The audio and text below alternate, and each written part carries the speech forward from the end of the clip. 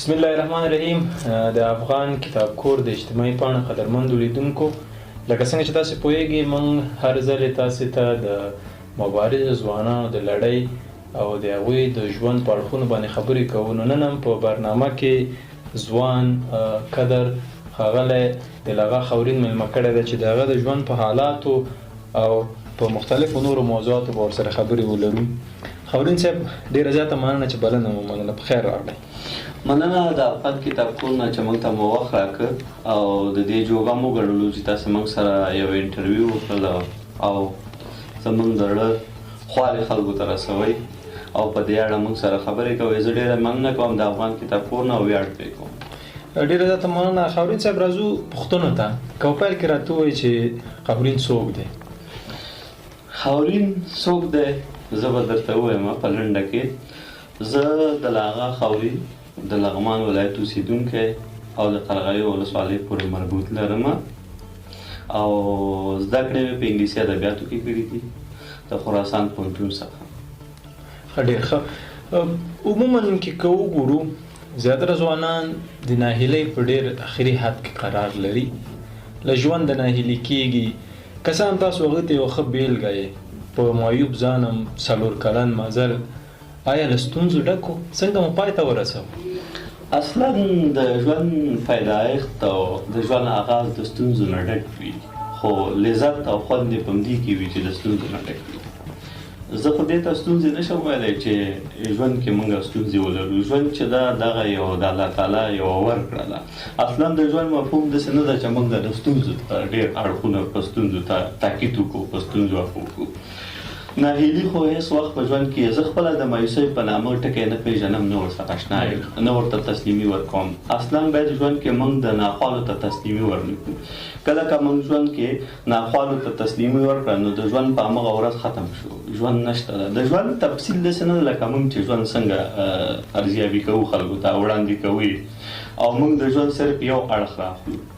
ژوند هم د ناخوالو سره تړلی ده، هم د خوشحالۍ سره تړلی ده. خو موږ به په ژوند کې کوشش ډېر زیات دا کوو چې هیلې ولرو، امید ولرو. بل به په ژوند کې یو ستر هدف باید موږ وټاکو ځان ته. او بل دا، زه خو غریبۍ ته او د اقتصادي مشکلات دې ته هېڅ مشکل نه وایم. دا ژوند کې د ټول افغانستان کې ځوانانو سره تړلي دي. که ځوان په ځان باوري وي او متقي وي او ووایي چې زه کار کولی شم، که موږ د کولی شي کلمې سره ځان اشنا کړو او بلد یې کړو ورسره، زه فکر نه کوم چې ناهیلیتوب او ناخوالې به موږ ډېر زر لرې نه کړو. بل خبره دا ده که موږ په ژوند کې ځان ته یو مستقیم لیکلوری وټاکو او په هغه لیکلوري باندې کار وکړو، او انشاءالله زه فکر نه کوم چې ځوانان به ناهیلي پاتې شي. بل ځوان د ځان ته خپل هدف وټاکي او بل د ځان باندې فکر وکړي چې زه څوک یم، له دې نه د آغاز وکړي، ځان سره دې کښېني. کله چې ځوان دا فکر وکړه چې زه څوک یم او ځان پېژندنه یې وکړله، نو زه فکر کوم چې ډېر لنډ وخت کې به خپل هدف او ټارګېټ ته ورسېږي او دا به مشکل به یې حل وي. ډېره مننه. ښو نقطو ته مې اشاره وکړله. که څنګه تاسې پوهیږئ، ډېری موږ له داسې مشکلاتو سره مخ کېږو چې هغه مشکلات بغیر له دې چې موږ ته ناهیلي راوبخي، یعنی خوشحالي نشي رابخلی. څومره یو انسان خپل ځان ته خوشحالي ورکولی شي او څومره کولی شي چې ځان راحت احساس کړي؟ یا په دې کې بل کس رول لري که نه؟ دا شخصا خپله د شخص پورې مربوطه خبره ده. نه، دې کې بل څوک هېڅوک هم تا ته خوشحالي نشي درکولی او نه د خوشحالۍ ټکی تا ته راوړی شي. انسان باید ځان ته په خپله خوشحالي وروبخي. بله خبره دا ده چې موږ باید په اسلامي اصولو کې قرآن کریم تلاوت باید وکړو. دا یوه ستره بیلګه ده. اذکار وکړو، خدای تعالی ته تسلیمي ورکړو. څنګه چې موږ الله تعالی مشکلات رافقوي، الله تعالی موږ سره مرسته کوي، موږ په الله تعالی باندې باور لرو، همدومره پرمختګ موږ ته راځي، سکون راځي. کله چې موږ ناهیلي شو باید د قرآن کریم تلاوت وکړو. څنګه که موږ ناهیلي شو نو ذکر اذکار وکړو، 5 وخته لمونځ وکړو، نو خدای پاک موږ ته خپله نږدې کېږي. نو همدغسې به زموږ مشکل او ستونزې حل شي. او بل مهمه خبره دا ده چې څنګه موږ په ځان باور پیدا کړو. که په ځان باور نه وي اول د مبارزې آغاز نه شروع کېږي. باید خبره دا ده که چېرته موږ انګېزه ولرو او تنبلي هم ولرو او انګېزه زموږ قوي وي، زه فکر نه کوم چې ستونزې به وي، دغه ناهیلیتوب به نه وي. انګېزه موږ هر ځای ته رسوي.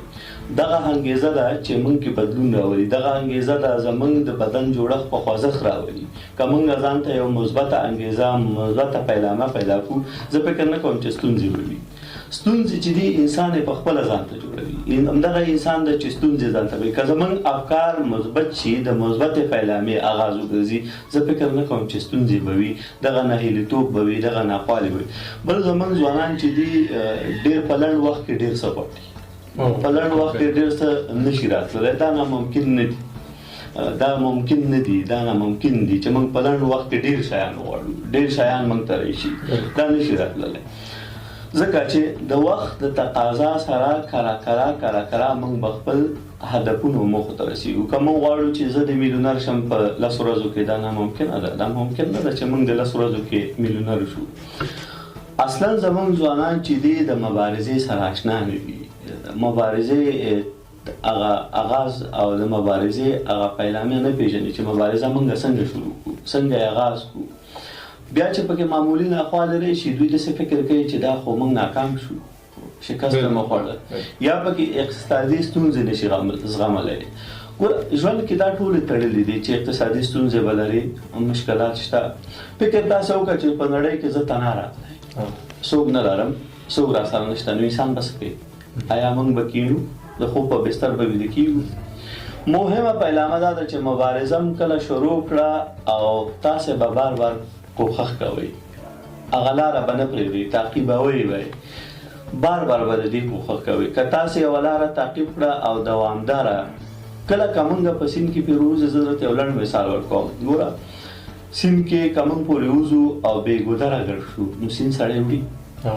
او که موږ دا سیند ته یو تدبیر جوړ کړو چې یاره په دغه ځای کې ګودر ده او په دغه لاره روانېږو، نو زه فکر کوم چې دغه غټ سیند چې بهیږي، دې نه به زر تاسې تېر شئ، دې نه به زر ډېر امور موږ وکړو. راځم بلې پوښتنې ته، آیا معیوبیت هم کله د زده کړو خنډ ګرځېدلی دی؟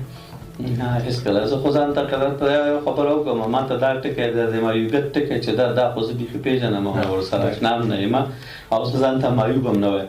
او یو د خوشبختانه خبره دا ده چې زه معیوب یم، ما کار روغ ورته کړی همیشه، ما سره دا انګېزه هېڅ نه ده پیدا شوې چې زه معیوب یم.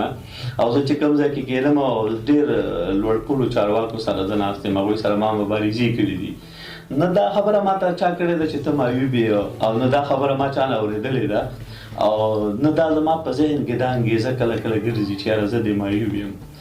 زه دا د معیوبۍ ټکي سره خپل ځان باندې پوره غوسه او باور پوره، او نه زه نیمګړی کړی یم، زه که وایم. او بل یو خبره بله درته کوم چې دا د خدای تعالی یو ګفټ ده چې ما ته راکړی ده، او زه ورسره ما سره مینه کړې خدای پاک، او چې مینه یې کړې، زه د مینې نه ډېر قدرداني او خوشحاله ورسره یم. زه معیوبیت ته دا نشم ویلی چې دا زما د زده کړو. او زه انشاءالله په دې کوشش یم، په دې هغه یم چې زه ماسټري به په بیرون دنیا کې کوم، انشاءالله په افغانستان کې نه کوم. دا مې یو بل هدف ځان ته ټاکلی. ما چې کله پوهنتون شروع کوم، که زه تاسو ته ووایم چې ما سره به 10 روپۍ نه وي هم، دا به خلکو ته د منلو وړ نه وي. خو زه چې پوهنتون ته تلم، هم خلکو به داسې فکر کوو چې خاورین سره به ډېرې زیاتې پیسې وي، امکانات به وي. تر اخرو همصنفیانو ملګرو داسې فکر نه کوم. خو ما په خپل مبارزې ته مې ادامه ورکوله. ته سیاست سره مې فطرتاً شوق ده، مینه مې ده، علاقه مې ده، سیاسي کارونه به برنامې هم تعقیب کړي ستاسې، دا به مې کول.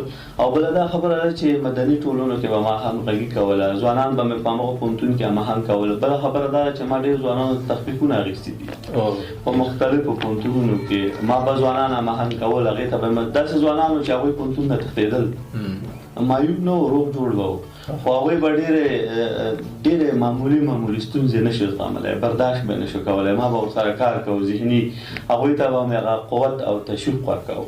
نو هغه ځوانان دي چې اوس موږ سره هغه د همدوره دي، پوهنتون نه فارغ شول، موږ سره اوس هغه د په قوي قوي موقفونو کار کوي. ډېر ملګري زموږ د ماسټرۍ ته لاړو، ماسټري کې څوک په ترکیه کې، څوک کاناډا کې، څوک یو ځای کې.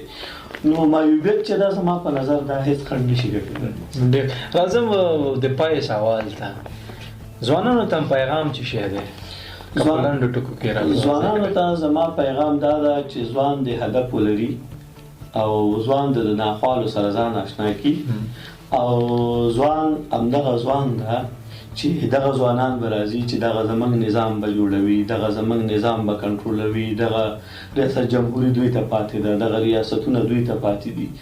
زما خپله ځوانانو ته دا زه وایم ځوان باید د سیاست سره علاقه ولري، ځوان باید په سیاست کې اشتراک وکړي، ځوان باید په اجتماعي ټولنو کې اشتراک وکړي. که موږ دوه درې پوینټونه هم ووایو اجتماعي نه اوسېږو په موږ به ډېر تاثیر نه وي. موږ به په جامعه کې خبرې نه شو کولی، موږ به په جامعه کې ناسته نه شو کولی، موږ به د خبرو زده کړه زده نه کړو. دغه ځوان ته زموږ پیغام دا دی چې اجتماعي اوسېږي، په اجتماعي برخوردونو کې برخه واخلي، په اجتماعي غونډو کې برخه واخلي، ګډون وکړي، ځوان دې په ځان باوري اوسېږي او هدف دې